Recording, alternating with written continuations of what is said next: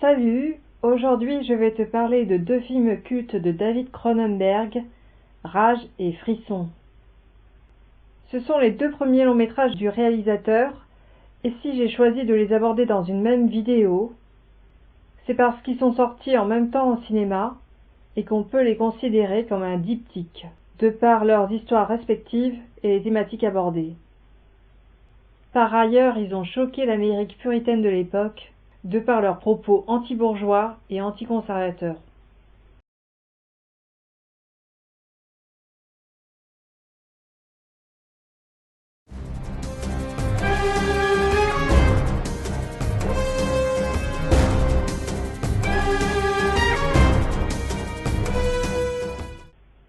Cette histoire se déroule dans un immeuble résidentiel ultramoderne situé sur une île non loin de Montréal.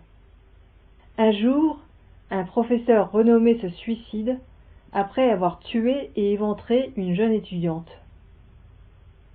On apprend par la suite qu'il a créé un parasite qu'il a greffé sur la jeune fille, qui était alors une sorte de cobaye. Malheureusement, cette créature révulsante est très contagieuse et a déjà commencé par se propager dans l'immeuble.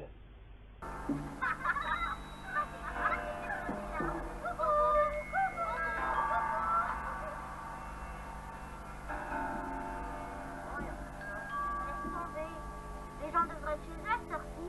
On va essayer cet appartement-là. Oh, on a vu cette chose affreuse. Oh, quelle horreur. Je me demande ce que c'est. Non, dans la bougeoire. Vite, vite, vite. Les résidents contaminés deviennent alors en proie à des envies sexuelles irrépressibles. Face à ces orgies, un médecin va tenter d'éradiquer le mal.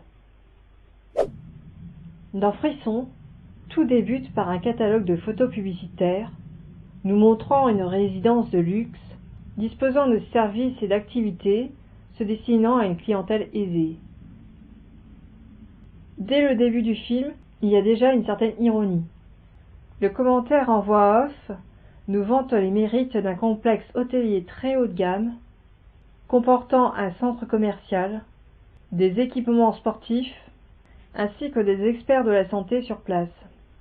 Et pour couronner le tout, l'ensemble se situe sur une île. Donc dans un cadre idyllique et utopique. Tout au long du film, on verra même un policier armé à l'entrée du bâtiment. C'est comme si le réalisateur cherchait à accumuler toutes les dérives sécuritaires de la bourgeoisie. En fait, David Cronenberg exagère en nous montrant une hyperbole de notre société, gouvernée par la standardisation des modes de vie, l'excès de confort et la suprématie du pouvoir médical. Par ailleurs, le réalisateur prend le contre-pied des films d'horreur classiques. Le parasite, qui vient perturber l'harmonie de cette résidence, vient en fait libérer ses habitants d'une société mortifère et inhumaine. Il s'agit en fait d'un élément salvateur.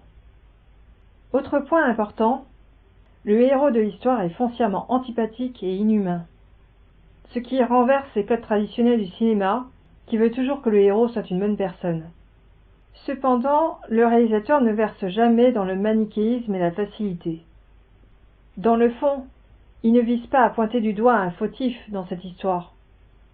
Son propos est plutôt dirigé contre les conservateurs et les puritains, qui cherchent à culpabiliser les gens s'adonnant librement à la sexualité, et qui considèrent les rapports sexuels comme étant uniquement voués à la procréation.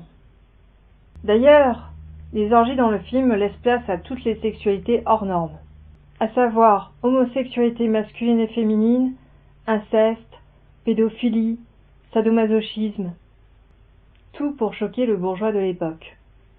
Il y a même une scène qui rappelle les 120 journées de Sodome de Pasolini.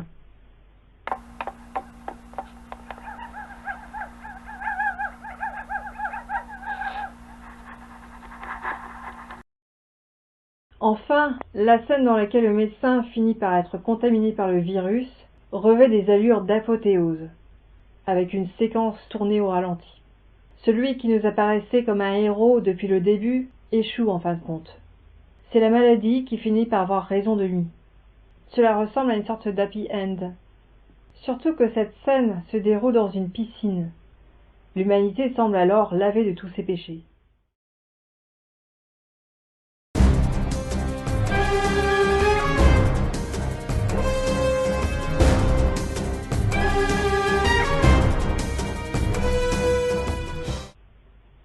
Un jour, en pleine campagne, un couple connaît un grave accident de moto. Transporté dans un hôpital de chirurgie esthétique proche, l'homme, Alex, s'en tire sans trop de séquelles. Mais la femme, Laure, est gravement blessée et doit être opérée d'urgence. Malheureusement, les hôpitaux traditionnels sont situés trop loin. Un médecin décide alors de tenter une expérience en faisant une greffe de peau pour reconstituer les tissus endommagés. Après 1 mois de coma, Laure se réveille enfin. Mais elle est devenue malgré elle une sorte de vampire qui se nourrit du sang de ses victimes. Ces derniers développant alors des symptômes de rage. À partir de là, la loi martiale est décrétée face à cette mystérieuse épidémie. Dans le synopsis, je t'ai parlé de vampires. Alors non, il ne s'agit pas d'un film de vampire traditionnel. Tu n'y trouveras donc aucune allusion à Dracula, ni à l'univers gothique en général. Le vampirisme est abordé ici plutôt comme une nouvelle forme de relation humaine. Ce thème du vampirisme a été aussi repris dans le film Les Prédateurs de Tony Scott. Ces 2 films font tous les 2 allusion au sida. On peut même considérer Rage comme une métaphore du sida. Je dis bien une métaphore, car Cronenberg nous raconte une histoire qui en fait n'a rien à voir avec la réalité des faits. D'abord parce que dans le film, c'est une femme dont on s'est servi de cobaye à des fins d'expérience médicale qui transmet le virus. Alors que les scientifiques ont découvert que c'était le singe qui à la base a transmis le virus à l'homme. Ensuite parce que dans Rage, le virus s'est d'abord propagé dans les campagnes avant de conquérir la ville. Ce qui contredit la version officielle qui affirme que le sida s'est d'abord développé dans les grandes villes. Enfin, ces images au début du film, qui nous montrent un couple en moto roulant à toute allure, ne sont pas anodines chez Cronenberg. Elles préfigurent déjà Crash, dans lequel les véhicules de locomotion sont un prolongement de la libido. Et le plaisir que procure la vitesse vient combler une incapacité à jouir sexuellement. Avant l'accident, le gros plan nous montrant le visage d'Alex nous évoque la vision idéale d'un couple amoureux. D'emblée, le réalisateur vient contredire les apparences en nous montrant des rapports humains mécaniques et destructeurs.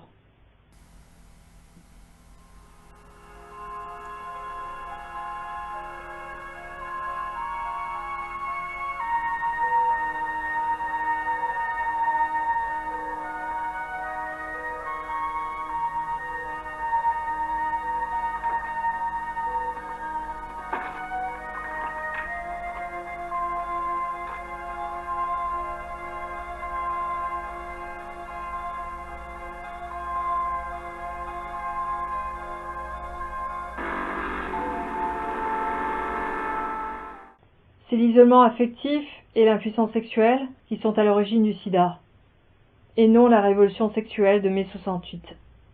Enfin, la dernière communication entre Alex et Laure se fera fatalement par téléphone. Ce qui montre à tel point le téléphone a été une réponse de la société face à l'essor du sida.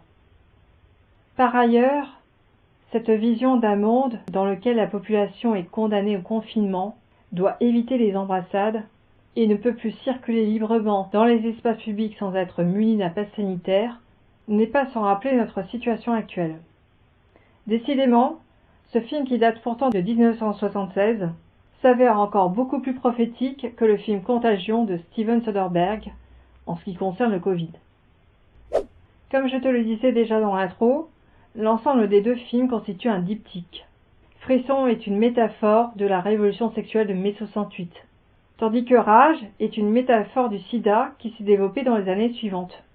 Dans le premier film, c'est le virus qui incite les gens à lever toutes les inhibitions sexuelles et à se livrer à des orgies.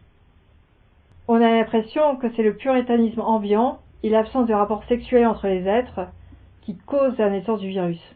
Tandis que dans le second film, c'est le manque de chaleur affective qui mène au rapport sexuel et qui propage alors le virus. Mais dans les deux cas, l'origine du mal, c'est toujours une expérience médicale de greffe qui a mal tourné. Par ailleurs, on remarque de manière similaire que le virus est né et s'est propagé dans les campagnes avant de conquérir les villes. Pour ma part, je perçois une allusion au péché originel dans la Bible. Après avoir croqué dans la pomme de la connaissance du savoir médical, les médecins ont répandu le mal sur terre et ont été expulsés du jardin d'Éden, que représentait la campagne, pour ensuite rejoindre la dure réalité de la ville. Le réalisateur met alors en exergue la vanité du progrès médical et renverse cette idée selon laquelle le sexe serait la cause de tous les maux.